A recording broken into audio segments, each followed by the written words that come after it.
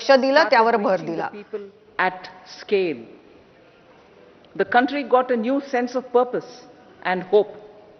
Naturally, the people blessed the government with a bigger mandate. आम्ही केलेल्या बदलांमुळे आणि आम्ही जी कामं हाती घेतली त्याच्यामुळे देशातल्या प्रत्येक माणसाला एक सेन्स ऑफ पर्पज मिळाला आणि इतकंच नाही तर त्याच्या प्रत्येकाच्या मनात आशा निर्माण झाली. With comprehensive development of all people and all regions.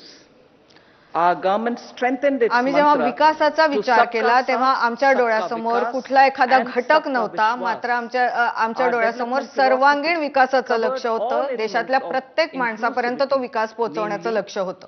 Social inclusivity through coverage of all strata of the society and geographical inclusivity through development of all regions of the country.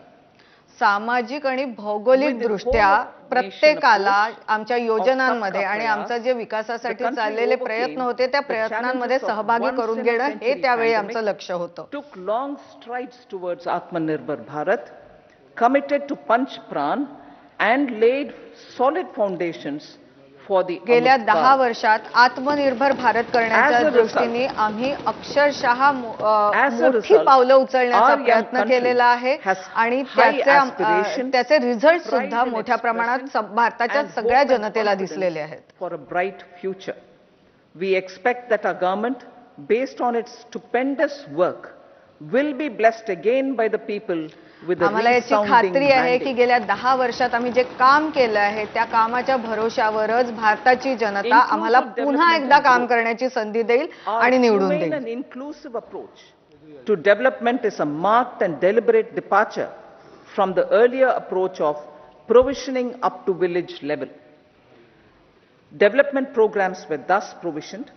In the last 10 years, however, have targeted each and every household and individual.